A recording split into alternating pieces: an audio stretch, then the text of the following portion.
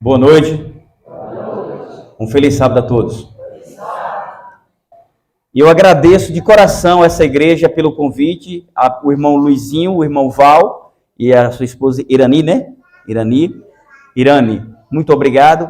Agradeço a todos vocês que se fizeram presente todas as noites, as visitas, os irmãos das outras igrejas. Que Deus abençoe vocês.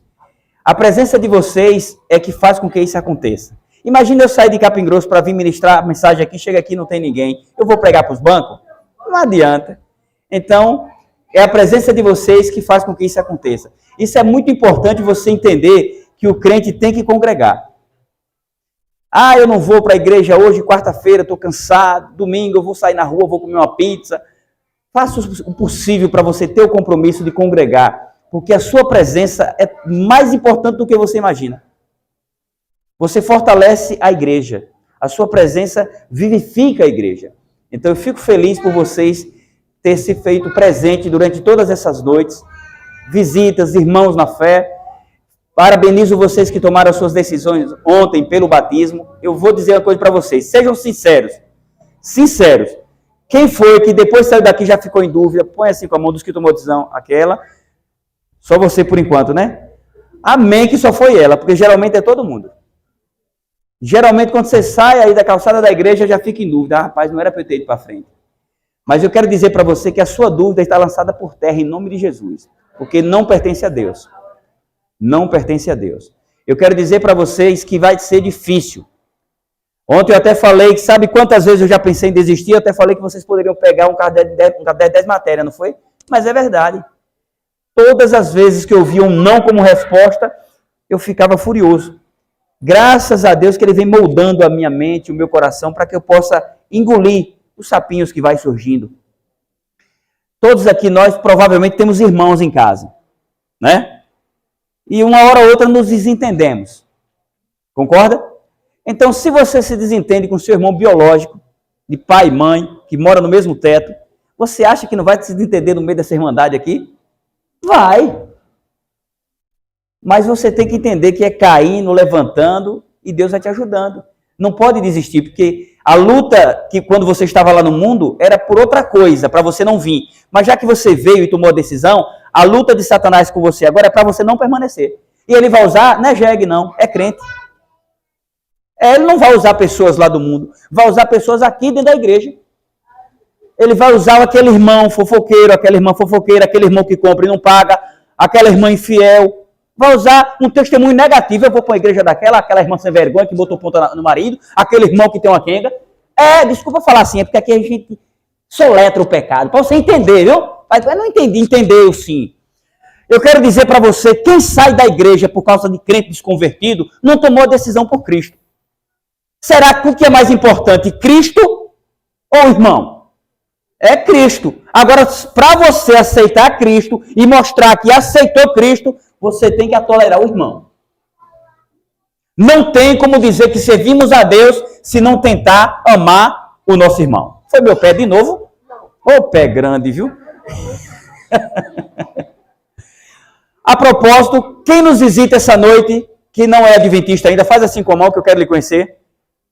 Louvado seja Deus. Ô, glória, fica só um pouquinho para eu olhar direito para você. Amém, amém, amém, amém. Que Deus abençoe a vida de vocês. Que o Espírito Santo faça morada em seus corações.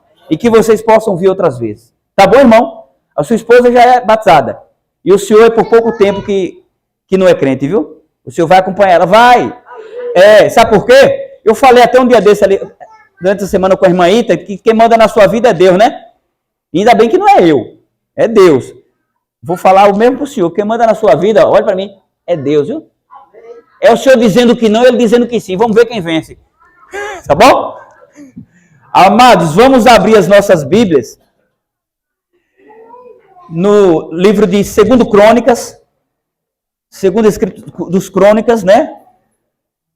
Capítulo 7. Isso, muito conhecida essa passagem. Nós vamos ter um estudo bíblico aqui hoje. Nós vamos dar uma navegada na Bíblia, mas eu não costumo botar vocês para ir procurar na Bíblia, porque toma muito tempo. Mas se você tiver dúvida, A visita que tiver com Bíblia aí, que tiver dificuldade, os irmãos que tiver ao lado, ajuda, por favor, tá bom? Esses livros não muito conhecidos é difícil para quem não tem intimidade com a Bíblia ainda. Segundo livro das Crônicas, capítulo 7. Amém? Eu vi misericórdia ou amém ainda? Amém, né? Também tá liberado, né? Pois é. Então nós vamos tentar entender um pouco o projeto de Deus e como nós devemos agir diante desse projeto, do que Deus estabeleceu para a raça humana, tá bom? Eu convido você a fechar os seus olhos e abrir o seu coração, tá bom? Senhor nosso Deus, Pai de amor e misericórdia, nós queremos te agradecer, Pai, por mais uma semana que o Senhor nos permitiu. Obrigado por esse santo dia, o qual o Senhor separou, para que possamos nos desconectar dos nossos afazeres seculares e nos conectarmos contigo. Todos nós precisamos disso, Senhor. Nós precisamos desse descanso sabático. Nós entendemos que o Senhor descansou no 7º dia, não porque o Senhor se cansa, o Senhor é Deus, o Senhor não se cansa, mas é para que nós venhamos descansar, para estarmos cada vez mais conectados contigo. E com esse pensamento nós queremos te dizer que estamos aqui dispostos a nos entregar a Ti para que seja feita a Tua vontade em nossas vidas. Por favor, perdoa as nossas fraquezas, perdoa os nossos pensamentos maus, perdoa, Senhor Deus, as nossas mágoas que temos de alguém, que nós possamos nesse momento nos preencher da unção do Teu Santo Espírito. Por favor, Pai, esteja conosco agora. Nós te suplicamos, te rogamos, em nome do Senhor Jesus Cristo. Amém. Amados, eu peço que você preste bem atenção à leitura e ao tema da mensagem. Dependência de Deus. A partir do versículo 7, a partir do versículo 11. Diz o seguinte, capítulo 7 e 11. Assim Salomão acabou a casa do Senhor e a casa do rei. Tudo quanto Salomão intentou fazer na casa do Senhor e na sua casa, prosperamente o efetuou. Ó, amém. De noite apareceu o Senhor a Salomão e lhe disse, ouvi a tua oração e escolhi para mim este lugar para a casa do sacrifício. Se eu cerrar os céus de modo que não haja chuva, ou se ordenar aos gafanhotos que consumam a terra, ou se enviar a peste entre o meu povo, se o meu povo, que se chama pelo meu nome, se humilhar e orar e me buscar, e se converter dos seus maus caminhos, então eu ouvirei dos céus, perdoarei os seus pecados e sararei a terra. Amados, isso é muito bonito. Nós vamos focar nesse versículo, no 14, 7 e 14, muito conhecido. Eu quero introduzir um pouco essa história para você que nos visita entender, porque os crentes já conhecem. Você vai entender agora o que é que a aliança, aqui ó, a aliança do Senhor com Salomão. Quem era Salomão? Filho do rei Davi. Mas vamos voltar na história. O povo de Deus. Aqui fala o meu povo. Quem é esse povo? Deus separou um povo para que o representasse diante do mundo.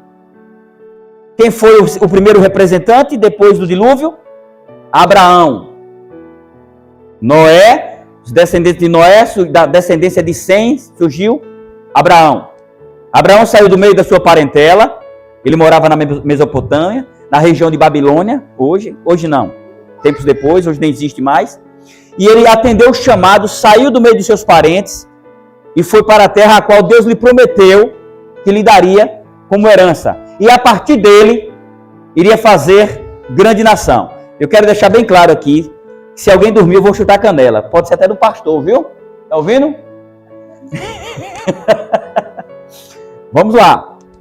Pode dar uma volta, não tem nada não. Vai lá, beber uma aguinha, viu? Não tem nada não. Ele tá cansado, bichinho, trabalhou demais. Vamos lá. Agora vamos lá. Abraão atendeu o chamado porque Deus havia lhe prometido algo. E o que foi o algo? Que faria dele uma grande nação. A partir de Abraão. Foi onde surgiu, posteriormente, os israelitas. Da descendência de Abraão. Então esse povo, ele não era um povo melhor do que ninguém. Deus escolheu esse povo, era uma nação irrisória, insignificante. Escolheu porque Deus, ele confunde a mente da gente. Ele pode escolher uma pessoa insignificante dentro de vaso da roça e fazer maravilhas através dessa pessoa, ou dentro da sua família, dentro da sua casa. Então Deus escolheu esse povo para ser seu representante. Como assim representante? As outras nações estavam todas contaminadas com o pecado. Estavam vivendo distante dos princípios de Deus. E precisavam agora conhecer esse Deus através do povo, desse povo. E então, Deus os trouxe, depois que eles foram para o Egito, lá nós já pregamos sobre isso, ficaram 430 anos no Egito. Esse período que eles ficaram no Egito era um período que Deus estava permitindo que eles ficassem lá, para que as outras nações se arrependessem dos seus pecados, e que quando Deus libertasse o seu povo do Egito, eles se unissem adorando um só Deus. Mas não foi o que aconteceu. As outras nações não aceitaram o povo de Israel, foi onde teve guerras pela terra prometida. Terra que Deus havia doado a quem? A Abraão. Então essa terra já era de Abraão, já era dos israelitas. Então o que acontece? Posteriormente, eles entraram na terra prometida. Depois que Moisés morreu, Josué assumiu o comando desse povo. Josué morreu, aí agora foi instituídos juízes para comandar esse povo, para guiar esse povo nos princípios de Deus. O primeiro, eu não vou falar todos, foram 15, durante 350 anos. O primeiro foi Otiniel. O último foi quem? Samuel. Teve Sansão, Gideão, teve Débora. Mas o que acontece? Depois desses juízes, o povo foi para Samuel e disse que queria um rei, porque as outras nações tinham um rei. E eles queriam que um rei os representasse. E Samuel ficou triste, porque Deus estava no meio do povo. Deus era o rei desse povo, não é isso, irmão Roque? Mas o povo queria um rei físico para olhar para eles. Deus até mostrou para eles através de Samuel: avisa o povo que eles vão ter que pegar os seus filhos, mandar para a guerra, vão ter que trabalhar para o rei, vão ter que devolver o imposto do templo, o imposto para manter o sacerdócio através dos levitas, e o imposto para manter o rei. E mesmo assim eles querem, não tem problema. Não fica triste, Samuel, porque eles viraram as costas, foi para mim, não foi para você. Está entendendo a história, né? Primeiro rei, Saul, falhou. Segundo rei, Davi, falhou no meio da carreira, mas se arrependeu. E agora veio o seu filho. Quem foi? Salomão. Salomão foi visto e tido até hoje como o homem mais sábio que existiu. Homem mais sábio que existiu na Bíblia. Os provérbios de Salomão é um ensino para a família, para tudo. E Salomão, quando buscava a Deus, ele era ouvido. E Davi foi incumbido ele queria fazer a casa de Deus, ou seja, o templo para que Deus habitasse. Mas Deus não permitiu que Davi fizesse, e incumbiu isso para quem? Para Salomão. Salomão fez a casa, o que nós lemos, e ele, em sonho, Deus apareceu para ele e disse que aceitou a oração dele e queria morar nessa casa. Como assim Deus morar nessa casa? A Shekinah de Deus, a presença de Deus, em forma de fogo ou fumaça, ficava ali no templo. Porém, quando o povo pecou, se afastou da presença de Deus, Deus se afasta do povo. Mas aqui Deus prometeu que estaria com eles, não foi? Deus é maravilhoso. Agora, tudo na vida tem uma condição. Deus quer abençoar nossas vidas. Está ouvindo, irmã Benzinha? Deus quer nos abençoar. Agora existe uma condição. E a condição, quem diz, não é eu, é a Bíblia. Veja aí no versículo 18, que Deus prometeu algo a Salomão, mas tinha condição. Qual foi a condição? Ele disse aqui, também confirmarei o trono do teu reino, segundo a aliança que fiz com Davi, teu pai, dizendo, não te faltará sucessor que domine Israel. Porém, se vos desviares e deixardes os meus estatutos e os meus mandamentos que hoje vos escrevi e fordes servir aos outros deuses, então vos arrancarei da minha terra que vos dei e esta casa. Tá bom aí. Existia uma promessa de Deus, mas existia também uma condição. E você vai entender essa noite que Deus quer lhe abençoar. Ele prometeu que iria lhe abençoar.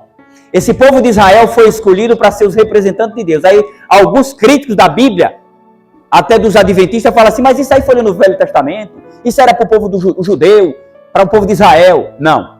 O povo de Israel foi escolhido como representante de Deus para que as outras nações também aceitassem.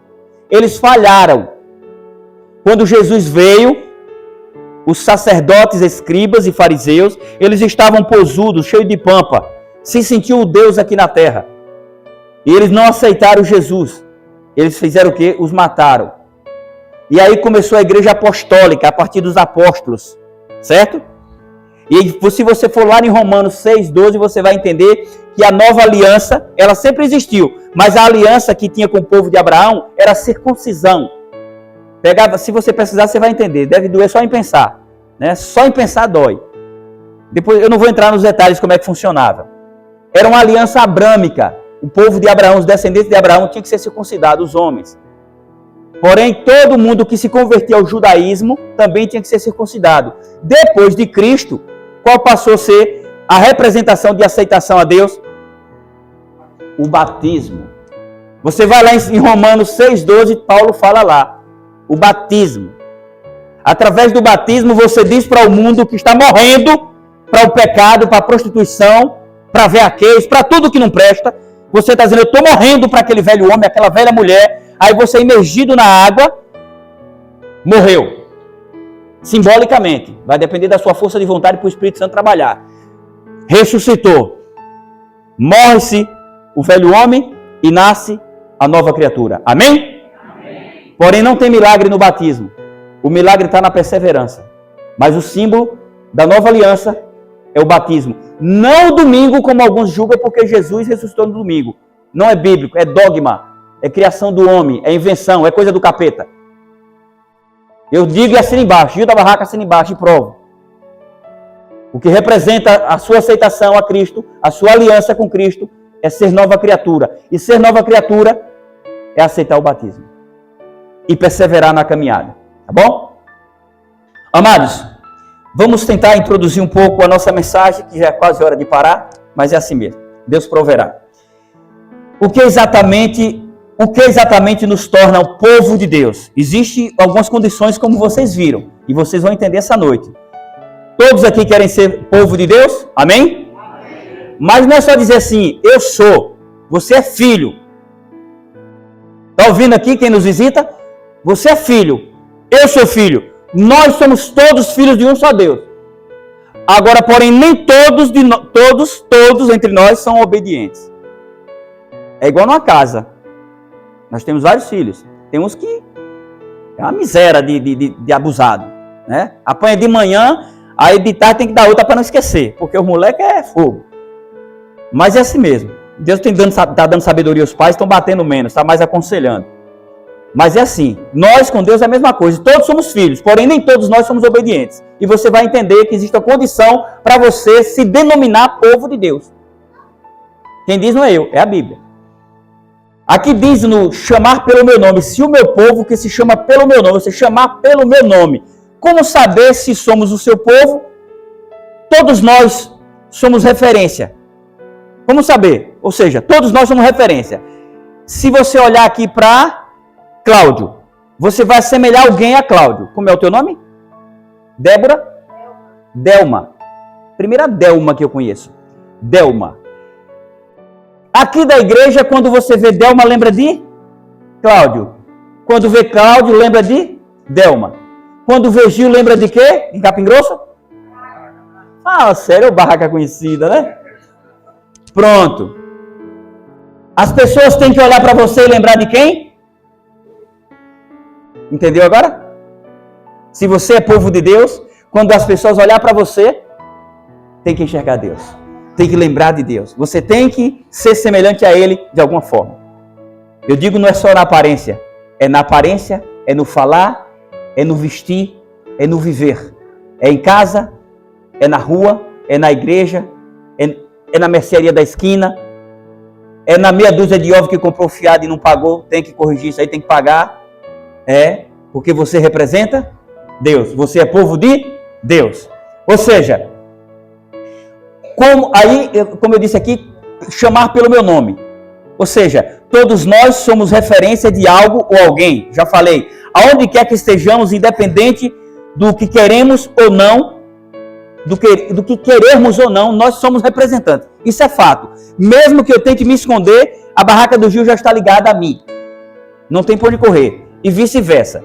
Então, ou queira ou não, nós somos seus representantes. Ou seja, nós somos representantes daquilo que vivemos. Se você for para João, não precisa abrir sua Bíblia, porque tem várias passagens, não vai demorar mais. João 14, 21 diz claramente uma condição que define quem é. Aqui nós estamos em João. João é Velho ou Novo Testamento? Novo. Olhe. E quem está falando isso aqui é Jesus. Olha o que diz Jesus falando aqui no Evangelho de Jesus, segundo escreveu João. Diz o seguinte, no 14, 21. Capítulo 14, versículo 21. Você que está em casa e vai assistir, está assistindo, presta atenção, viu? Desconvertido, presta atenção. João 14, 21 diz: aquele que tem os meus mandamentos e os guarda, esse é o que me ama. E aquele que me ama será amado de meu Pai. E eu também o amarei e me manifestarei a quem? A ele. Quem disse? Jesus. Não foi Judas Barraca. Existe uma condição para você se denominar povo de Deus. Agora o outro ponto, chamar pelo meu nome, depois é se humilhar. É o segundo ponto. Como devemos nos humilhar diante de Deus? Se você for para Tiago 4, 7, diz que sujeitai-vos, portanto, a Deus, resisti a Satanás e ele fugirá de vós. O que é resistir a Satanás? É não fazer a vontade do capeta. É fazer a vontade de Deus. É procurar se humilhar diante de Deus. Isso é se humilhar. É resistir às oferendas do mundo e procurar fazer a vontade de Deus. Entendeu? Isso é se humilhar. Não é você ficar se rastejando no chão, jogando cinza na cabeça, como alguns faziam, como símbolo de humildade, que terminava, tirava a cinza, a arrogância estava aí. Não, não é isso.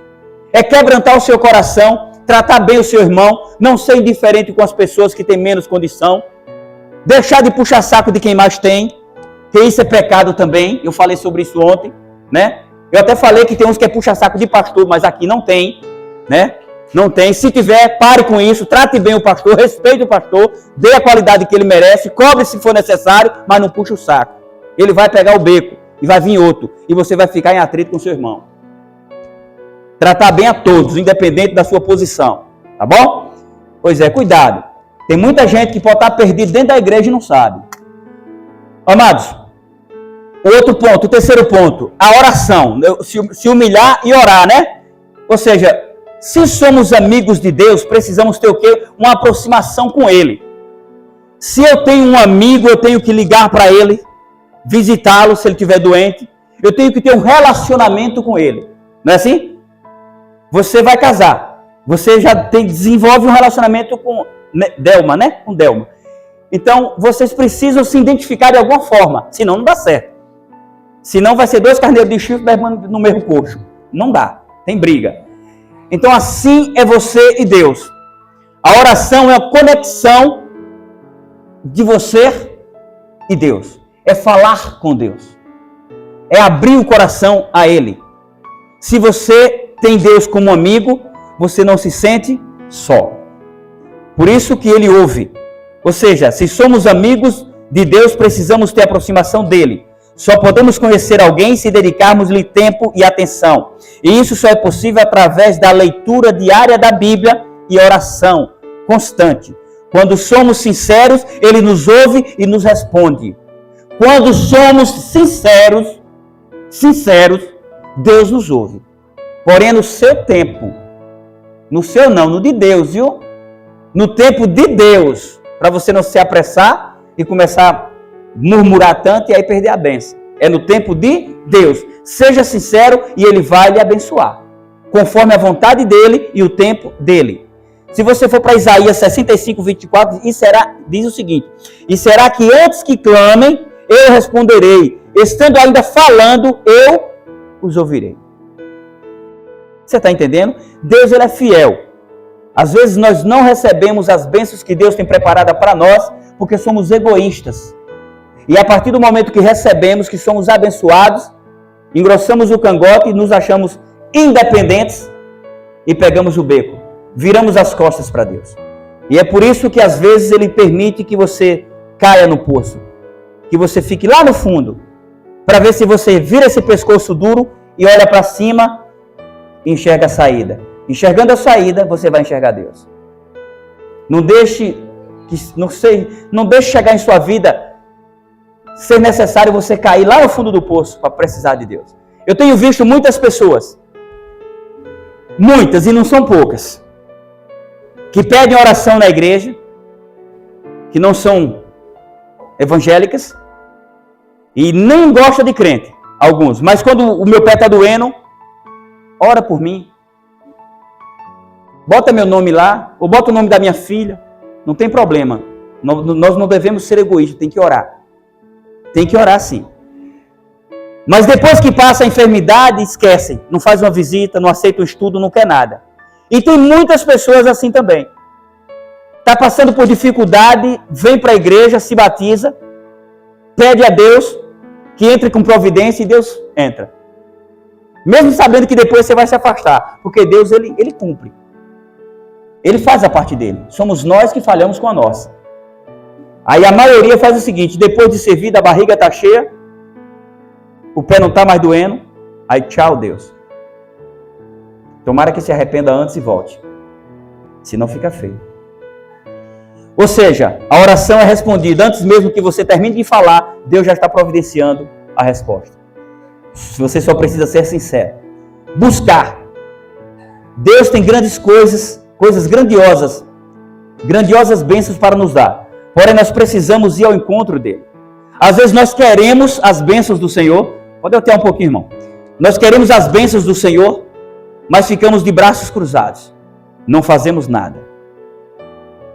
Simplesmente achamos que somos bonzinhos, Deus é amor, esquecemos que Ele é justiça e ficamos quietos no nosso canto achando que se Deus quer, Ele vai me dar. Ele quer, mas você tem que tirar o traseiro do sofá e fazer a sua parte. Quando você quer comer um milho, ou você compra, rouba do vizinho ou planta. A não ser que alguém lhe dê de presente. Se você comprar, beleza. Roubou do vizinho, já está pecando. Plantou, você vai fazer a sua parte e Deus vai fazer a dele. Na vida é assim. Faça a sua parte e Deus fará dele. Talvez você não recebeu ainda porque você precisa fazer a sua parte. Aquelas pessoas que vieram para aqui ontem, que aceitaram o compromisso de se batizarem, serão visitadas pelo pastor para avaliar a situação cívica de cada uma, para ver se pode ser agora ou se vai marcar uma data. Não desistam. Não desistam. Vocês deram o primeiro passo. O primeiro passo. Vocês vão ver o agir de Deus, mas só se vocês permanecerem. Não desistam. Deus irá honrar vocês. Porém, é no tempo dele. Ou seja, nós precisamos ser sinceros e buscar. Jeremias 29:13 diz o seguinte: buscar-me-eis e me achareis quando me buscardes de todo o vosso. Você está entendendo? Buscar-me-eis e me achareis. Não é simplesmente, se Deus quiser, Ele faz. Aí você não está buscando. Aí você está brincando com Deus. Buscar acordar cedo, nas primeiras horas do dia. Orar. Rasgar o coração ao Senhor, agradecer pela noite, agradecer pelo pão, ou pouco ou muito agradeça, tem gente que não tem nada, agradeça pela saúde. Ah, eu não tenho muito que agradecer, você está vivo? Você está andando? Está passando fome? Não, você tem demais para agradecer. Você já tem bastante, se está vivo tem chance. Se o sol brilhou para você, significa que Deus está te dando oportunidades de você viver diferente hoje do que viveu ontem. Então é preciso buscar de todo o coração. Buscar-me-eis e me achareis quando me buscardes de todo o vosso coração. Quinto ponto, ouvirei. Porque às vezes nós temos a sensação de que Deus não ouve as nossas orações. Eu já tive uma sensação de que Deus não está me ouvindo, né? Existem muitos momentos que nós temos essa sensação. E na verdade existem vários fatores para isso. Porque Deus não responde às nossas orações. Às vezes, o não de Deus, presta atenção nisso aqui, ó. Acorda um pouquinho aí. Às vezes, o não de Deus é o sim que você precisa. O não de Deus é o sim que você precisa ouvir. De repente você está pedindo uma esposa, um esposo, um comércio, um padrão de vida diferente e Deus diz não, porque Ele quer poupar a tua vida. Alguns anos atrás, ali na entrada moro hoje em Capim Grosso. Na entrada de Capim Grosso, tem a loja, o comércio de Armando, nosso irmão na fé, Armando Estofados. Pegou fogo. Queimou tudo. Ele estava prejuízo grande. Eu fui visitar ele estava abalado, a esposa chorando, a sogra. Eu digo, meu irmão, eu só tenho uma coisa para te dizer. Olha o que é que eu fui falar. Todas as coisas cooperam para o bem daqueles que temem a Deus. Fala sério. O cara perdeu mais de R$1 milhão. E eu disse isso. Mas sabe por quê? Talvez se ele fosse de forma desgarrada e desordenada, crescendo como estava, ele ia esquecer do principal. E o principal é Deus. E quando nós esquecemos o principal, em vão é tudo que nós conseguimos. Estamos caminhando a passos longos para a sepultura. Então é preciso, às vezes, descer ao fundo do poço para poder enxergar Deus. E eu tenho certeza que a fé dele aumentou depois desse incêndio. Um grande pregador. Podem convidar, vocês não vão se arrepender. Um grande homem. E Deus tem usado ele de forma maravilhosa. E eu percebi que hoje ele está mais ativo na obra depois do incêndio. Já está funcionando a todo vapor, muito melhor do que era antes. Sabe o que é isso? Perseverança. Buscar ser atendido por Deus quando é sincero. Às vezes Deus não ouve a nossa oração. Eu quero que você preste atenção nisso. Eu poderia pedir para você ir para a Bíblia, mas eu não quero perder muito tempo. E não quero que fique muito tarde. Se você ler Provérbios, você vai ler em casa. Provérbios 28:9 tem um grande motivo que faz com que as pessoas não sejam ouvidas. Com que as orações não sejam respondidas. O que diz o sábio Salomão em Provérbios 28:9. Preste bem atenção. Não é eu que estou dizendo. Todos aqui creem em Deus? Você crê ou não? Amém. Você crê que Deus é o nosso Senhor? Amém? E que nós somos seus filhos? Se Ele é nosso Senhor, ou seja, nosso Pai, nós somos seus filhos. Se Ele é nosso Senhor, nós somos seus servos. A função de servo é fazer o quê? Obedecer. Não é isso? Beleza. Depois eu vou ver, viu? Se estão obedecendo. Veja um dos motivos que faz com que as suas orações não sejam atendidas. Provérbios 28:9 diz o seguinte: o que desvia os ouvidos de ouvir a lei. De ouvir a lei quer dizer praticar a lei. Observar a lei. Até as suas orações são abomináveis. Ou seja, não são respondidas. Não são atendidas. Se você diz que ama a Deus, como está lá em João 14:15, se me amas, guardareis os meus mandamentos. Se você diz que ama, guarde. Mas ninguém consegue. Eu sei. E por que tu está mandando guardar? Eu não. A palavra é de Deus. Porque para Deus Ele quer ver o seu tentar. Você está tentando? É o que importa. Aquilo que faltar, Cristo completa por você. Você precisa tentar. Eu achava impossível eu guardar o sábado. Hoje que eu guardo, não perdi uma perna, não perdi um braço, não fiquei um dia com fome. E para a honra e glória do Senhor, eu continuo honrando os meus compromissos. Graças a Deus. Para pouco eu tenho muito. Não posso dizer que tem muito demais, não, senão o pessoal vai me procurar demais, né, pastor? Mas Deus tem abençoado. E eu agradeço a Ele por isso. Sexto ponto. Se converter. Como devo me converter? Romanos 12:2 fala: não se moldem ao padrão desse mundo, mas transformem-se pela renovação da sua mente, para que sejam capazes de experimentar e comprovar qual seja a boa e agradável vontade de Deus. Amados, sabemos que não é fácil se converter. Sabemos que não é fácil não nos moldar ao padrão desse mundo. O mundo nos força a viver de acordo com o que ele quer. Mas nós temos que ser mais fortes. Temos que estar alicerçados em Cristo para resistir ao mundo, às tentações do mundo. Ah, ser crente é sem graça. Chega sábado à noite, não tem uma festa para ir. Não tem que... Eu acostumado a tomar cervejinha, comer um churrasquinho. Eu como churrasquinho. Cervejinha eu não tomo mais, não. E falar a verdade, hoje eu vejo o sabor da carne. Uns dizem, se comer carne vai para o inferno. Vai você, eu não vou. Você é doido, é? Olhe bem. Essa questão de alimentação precisa ter uma explicação. Orientação é uma coisa. Fariseísmo é outra. Comer carne não foi projeto de Deus. O ser humano era para ser criado com frutos e grãos. Deus não combina Deus mandar você matar para comer. Combina? Não. Então o projeto de Deus é que nós nos alimentássemos de frutos e grãos e não tivéssemos que matar os animais. Esse é um projeto de Deus. Porém, depois do pecado, precisamente depois do dilúvio, ele permitiu que matasse animais limpos para se alimentarem. Animais limpos.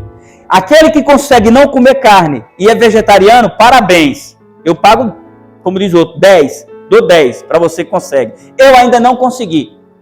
Tento, mas não consigo. Deus proverá no futuro. Eu consegui parar da Coca-Cola. Ah, eu vou para o inferno se eu comer carne? Não. Você vai para o inferno se você não aceitar Jesus como seu Salvador. Mas se eu comer carne eu vou? Não. O que vai lhe levar para o inferno, eu já disse, é você não aceitar a salvação em Cristo. Agora, se você se empanturrar de carne, você vai ter ácido úrico, você vai ter problemas de saúde, porque tudo em excesso mata, tudo demais é sobra, e se sobra não presta. Então, a orientação alimentar é para o nosso bem-estar. É para o nosso bem-estar. O pregador ignorante que vem aqui e diz, se tu tomar Coca-Cola vai para o inferno. Ele está errado e está exagerando. Olha que tem um pastor ali sentado. Ele tem que orientar, irmãos, é bom que não tome. Porque a Coca-Cola, se bota ela na carne e vê o que é que acontece. Ela destrói a carne. Imagina no teu intestino o que é que vai acontecer. Ela destrói o alimento e a parede do intestino. Ou seja, vai lhe prejudicar com o tempo. Seus dentes vão ficar fracos, seus ossos, você vai ter trombose com mais facilidade. Ou seja, a Bíblia orienta a termos uma alimentação saudável. E a alimentação saudável é através de grãos e frutos. Entendeu? Tem que ter muito cuidado com o que se fala. Eu, por exemplo, me acostumei a não tomar Coca-Cola e tomo cevada. Mas eu ainda não consegui parar com a carne, que a bichinha é boa, viu? Uma picanhazinha assada é uma delícia, né? Ainda não acostumei em ficar sem ela. Mas um dia, quem sabe, se for da vontade de Deus, e eu sei que é, eu vou resistir e não vou comer mais. Pago, como é que diz? Parabenizo aquele que é vegetariano. Mas eu lhe digo uma coisa, é ponto de vida saudável, viu? É ponto de qualidade de vida, parabéns. Não confunda as coisas, não se ache melhor do que o outro. Para você não perder o céu, mesmo sendo vegetariano, tá bom? Combinou? Beleza, vamos lá. Como eu disse, se converter. Você tem que procurar não se moldar aos padrões desse mundo. Isso sabemos que não é fácil. O inimigo diz que você não irá conseguir. Mas em nome de Jesus eu vou conseguir um dia. Mas o Senhor nos diz em sua palavra, ao que crê tudo é possível. Faça como Davi, arrependa-se. O Davi, depois que cometeu o pecado com Batseba e matou Urias, veio as consequências do pecado. Ele se arrependeu, não para evitar as consequências de vir, mas para ele sentir que Deus ainda estava do lado dele e lhe dar força para suportar as dificuldades. Veio as dificuldades, mas ele estava com o coração quebrantado, arrependeu-se dos seus pecados e ele escreveu no Salmo 51, 10. Cria em mim, ó Deus, um coração puro. Renova dentro de mim um espírito inabalável. Ou seja, faça isso. Arrependa-se. Busque força no Senhor e Ele vai te dar. Só depende de você. Seja sincero e se arrepende. Isso é se converter. 7º e último ponto. Perdoará os nossos pecados e sarará a nossa terra. Então, ouvirei dos céus, perdoarei os seus pecados e sararei a sua terra. Temos essa promessa de Deus. Ele promete, Ele cumpre. Ele não é político que promete e não cumpre. Deus promete e cumpre. Ele diz em Isaías 43, 25, eu mesmo sou o que apaga as tuas transgressões, por amor de mim, e dos teus pecados não me lembro. Se você quer ser perdoado, pode ter certeza. Se você quer ver a sua terra sarada, aqui tem 2 contextos, a terra de plantação e a sua vida, a sua casa, a sua família. Ele vai sarar a sua família, Ele vai consertar a sua vida, mas você precisa clamar, suplicar, buscar, perseverar, se humilhar. Você precisa ter um relacionamento com Deus. Isso tem uma condição para ser povo de Deus. A condição é a obediência. Ele disse, se me amas, guarda os meus mandamentos. Ele sabe de nossas necessidades. Às vezes ficamos aflitos e inseguros, sem esperanças para um futuro, impotentes para continuar nessa caminhada. Mas eu quero lhe dizer o seguinte, Deus proverá. Teve uma irmã aqui, que ela deve estar aí, tá? Ela disse, eu quero me batizar, mas eu ainda trabalho no sábado. Eu quero dizer para você, se estiver aqui, a Solange veio? Não veio. É difícil, mas não é impossível. Você quer ver Deus agir? Confie nele. Tem como combinar com o patrão onde você trabalha para você repor as horas do sábado. Mas isso é preciso você se consagrar primeiro. Você buscar a unção do Espírito Santo. Se você trabalhava bem, trabalhe melhor. Você tem que viver de maneira de quando chegar na casa de alguém, ao sair, não seja motivo de alegria. Vai embora, miséria. Não. Você tem que ser motivo de tristeza. Poxa, por que foi embora? A presença tão boa, a pessoa deu uma conversa tão agradável. Quando a prosa é ruim, a pessoa bota a vassoura atrás da porta, né? Para a pessoa vazar logo, né? Você não pode ser desse jeito. Então, se você quer ser honrado por Deus, honrada por Deus, e que o teu patrão ou as pessoas à tua volta te favoreça, seja boa pessoa, seja agradável, faça não só o que lhe manda ou o que lhe pede, faça mais. O funcionário que só faz aquilo que lhe manda, ou aquele que trabalha só pelo dinheiro que recebe, ele não vale nem o que recebe. Ele tem que fazer por amor, seja limpar o chão ou vender carro de luxo. Se não é por amor, não vale o que recebe. O segredo é esse, é fazer com carinho, e Deus vai prover as suas necessidades. O Salmo 37, 25 nos fortalece. Olha o que o salmista Davi disse: fui moço e agora sou velho, porém jamais vi um justo desamparado, nem a sua descendência mendigar o pão. Você crê? Então diga amém. Amém. Amados, eu quero encerrar essa mensagem falando para você o seguinte: às vezes você acha que a coisa está difícil e você quer melhoras, você quer uma qualidade de vida melhor. Aí você pensa em ser crente, mas você pensa assim: poxa, eu vou ter que dar meu dinheiro para pastor? Não. Se você, na igreja adventista, se você contribuir com o dízimo, na verdade é devolver ao Senhor, porque não é seu, que é uma prova que o dinheiro não é seu, vai levar? Não vai. Vai ficar, né? Você sabe quem vai gastar? Não. Meus filhos, quem lhe disse? Eu conheci um camarada rico que morreu e deixou uma filha, herdeira. Ela casou com mala, só que ela morreu. Quem ficou sendo herdeiro de tudo? O mala. O cara que morreu, sabia quem ia gastar? Não, você não sabe. Então larga de avareza e não deixa que a avareza impeça você de tomar sua decisão. A Bíblia diz a forma correta de servir a Deus e ser fiel a Deus. É 10% da renda e oferta proporcional ao seu coração. Aquele pastor ou aquele pregador que chega aqui mandando você vender uma vaca e trazer para a igreja, ele é do cão, não é de Deus. Essa igreja não é de Deus, sai dela. Sai dela, povo meu. Pois é. Ah, se você der uma vaca, vai ganhar uma boiada. Vai não. Vai trabalhar que Deus lhe dá. Seja fiel a Deus, que Ele vai te abençoar. Mas não seja fiel a Deus pensando que Ele vai te dar em dobro porque você está sendo fiel. Deus não é caderneta de poupança. Se você devolve o dízimo com gratidão porque já recebeu, Ele vai continuar te abençoando. Você não devolve para receber, você devolve porque você já recebeu. Deus, Ele não vai mandar você ficar morando debaixo da ponte e vender sua casa e dar na igreja. Quem fizer essa proposta é do demônio. É do demônio. Está na Bíblia.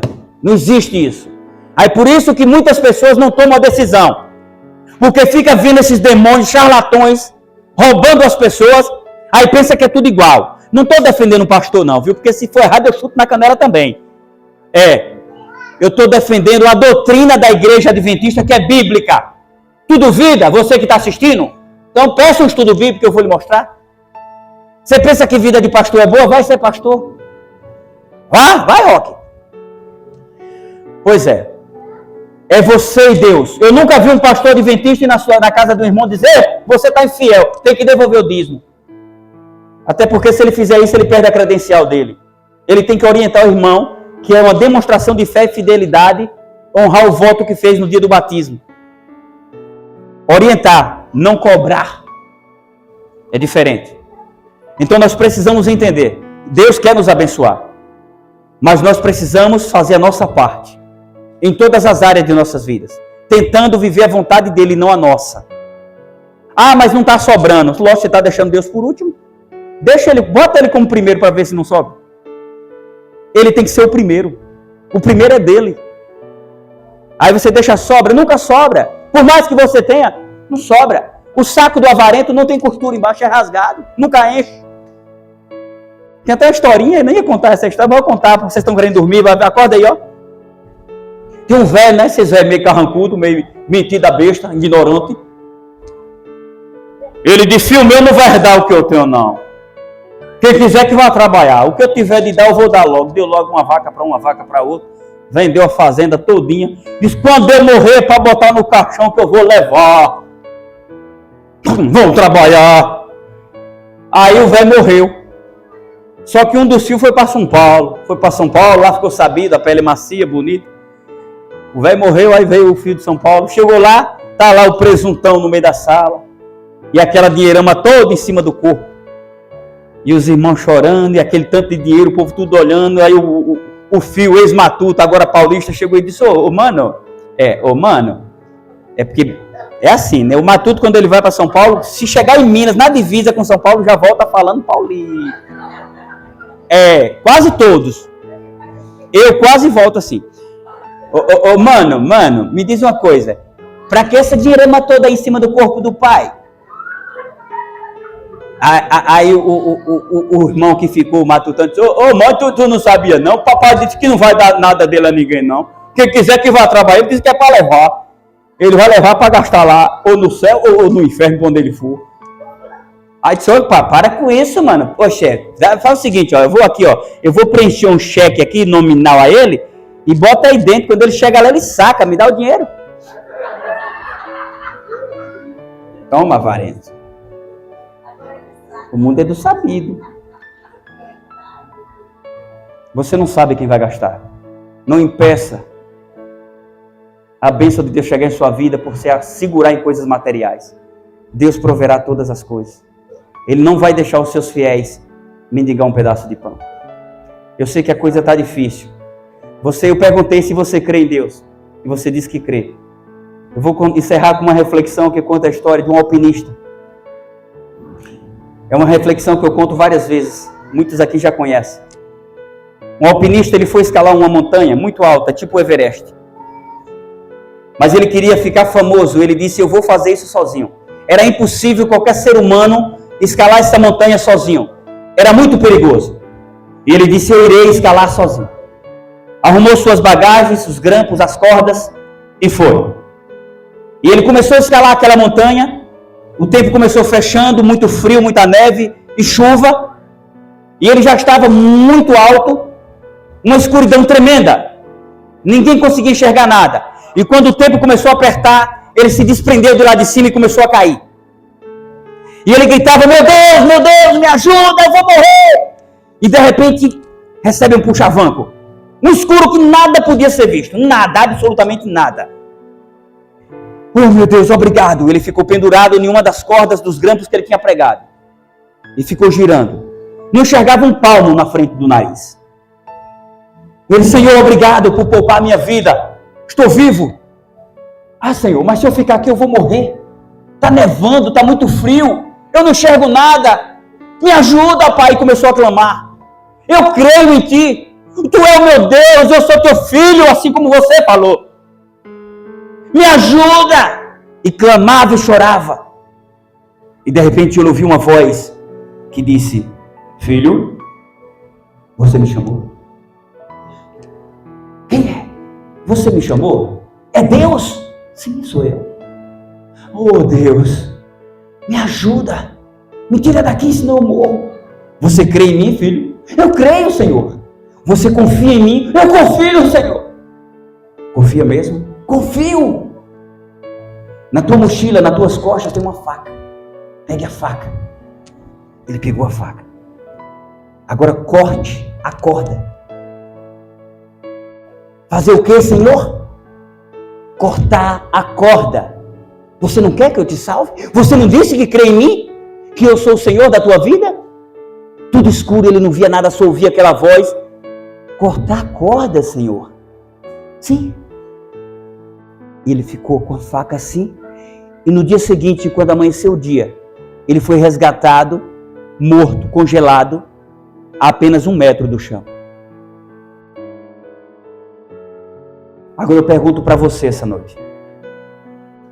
Você disse que crê. Então corte a corda.